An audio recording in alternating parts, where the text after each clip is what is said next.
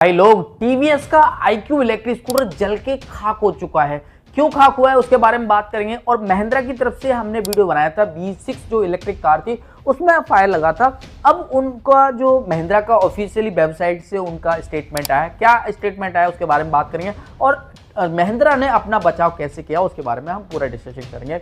और भारत ने EU के साथ में, यूरोपियन यूनियन के साथ में ट्रेड डील की है, जिससे क्या होगा कि जो इंपोर्ट ड्यूटी है वो 110% से घटकर वो सिर्फ 10% हो जाएगी। पर लेकिन एक बात ध्यान रखना है कि यदि जो गाड़ियां हैं, जो बाहर की कंपनियों की गाड़ियां हैं, जैसे कि पोर्श हो गई, लैम्बोर्गिनी हो गई, डिफेंडर हो गई, बाकी जो गाड़ियां हो गई, BMW हो गई, ऑडी हो गई, फॉक्सवैगन हो गई और फरारी हो गई, ये जो गाड़ियां हैं वो यदि इंडिया में मैन्युफैक्चरिंग होती है तो उन पर इस इंपोर्ट ड्यूटी का कोई भी इफेक्ट नहीं पड़ने वाला। ज़्यादा से ज़्यादा वो 50-60 हज़ार रुपये का फर्क पड़ने वाला, इससे ज़्यादा फर्क नहीं देखने को मिलेगा। पर लेकिन जो गाड़ियां, जो अल्ट्रा लग्जरी सेगमेंट की जो गाड़ियां हैं वो वहाँ पर बनती हैं, विदेशों में बनती हैं और फिर हमारे यहाँ इंपोर्ट की जाती हैं। उन गाड़ियों पर जो इंपोर्ट ड्यूटी है वो 110% से घटकर सिर्फ 10% कर दी गई है। अब इन गाड़ियों की जो प्राइस हैं वो क्या क्या देखने को मिलेंगे वो हमारे पास आ चुके हैं, उसके बारे में मैं आपको बता देता हूं। तो अल्ट्रा लग्जरी सेगमेंट में जो गाड़ियां हैं वो आपको कौन कौन सी देखने को मिल जाती हैं। सबसे पहले देखने को मिल जाती है मैसलर्न की GT गाड़ी देखने को मिल जाती है, जिसका पुराने प्राइस जो आपको 3,52,00,000 रुपए में देखने को मिल जाती थी। पर लेकिन जब 10% इंपोर्ट ड्यूटी हो जाएगी तब आपको 1,84,00,000 रुपए में ये गाड़ी देखने को मिल जाएगी।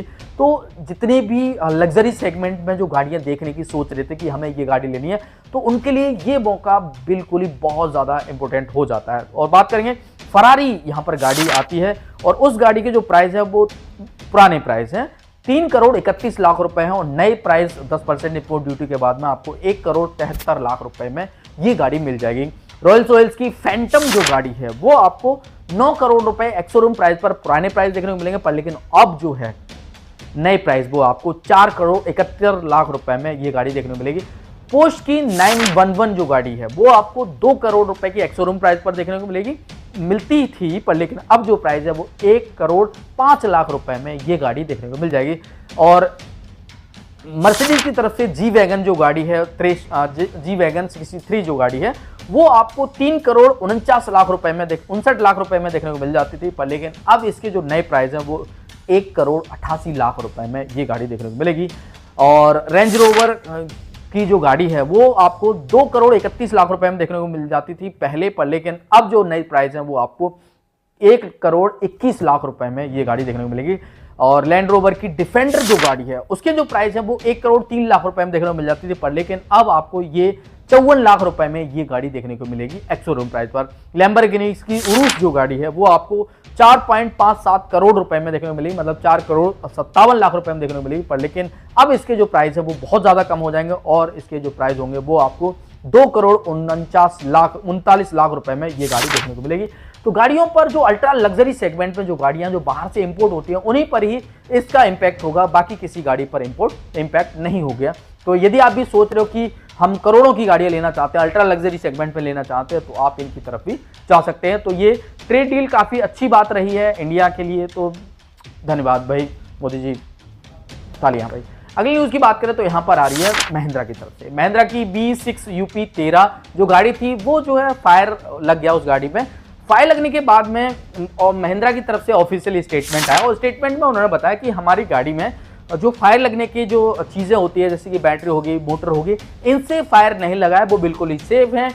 और फिर जो गाड़ी में जो फायर लगा है वो उनका रियर टायर से लगा हुआ है और जिसमें टायर प्रेशर कम होने के कारण इस गाड़ी में जो है फायर लगा है। वो बात कह रहे थे कि जब गाड़ी में जो प्रेशर है, टायर प्रेशर है, वो कम होता है तो गाड़ी का ट्रैक्शन मोड और सेफ्टी मोड और ट्रैक्शन मोड काफ़ी ज़्यादा लग जाते हैं और लगने के बाद में वो जो है गाड़ी धीरे चलना स्टार्ट होती है। पर लेकिन जो ड्राइवर थे, जो कस्टमर थे, उन्होंने इस गाड़ी को 60 किलोमीटर पर आवर की टॉप स्पीड पे भगाया और ये 10 मिनट से ज़्यादा भगाया, जिसके कारण जो रोड के बीच में और टायर के बीच में जो ट्रैक्शन कंट्रोल है वो बहुत ज़्यादा हो गया। बहुत ज़्यादा होने के कारण रियर टायर में जो है आग लग गई और आग लगने के बाद में पूरी गाड़ी जल के खाक हो चुकी है।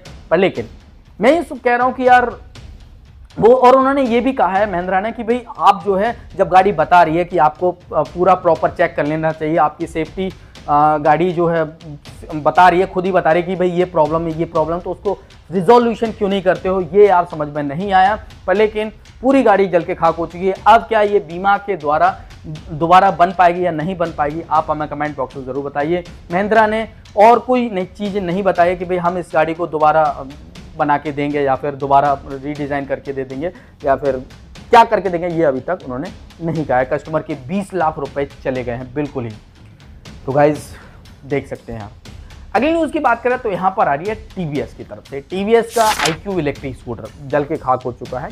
इंडिया में सबसे ज़्यादा यदि सेल होने वाले जो इलेक्ट्रिक स्कूटर हैं, मंथली सेल की बात करें तो टीवीएस के हैं। टीवीएस का iQ जो कि 1 लाख से स्टार्ट होके आपको 1.5 लाख रुपए 2 लाख रुपए तक के इलेक्ट्रिक स्कूटर देखने को मिल जाते हैं।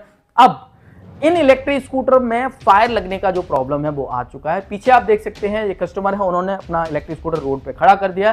खड़ा करने के बाद में उसमें धीरे धीरे धुआं निकलना स्टार्ट हो गया, और धुआं जब निकलना स्टार्ट हुआ तो फिर वो फ्यूम बनना स्टार्ट हो। पर कस्टमर को ये नहीं पता था कि यार इसमें से धुआं तो निकल रहा है, पर मैं बुझाऊं कैसे इसको।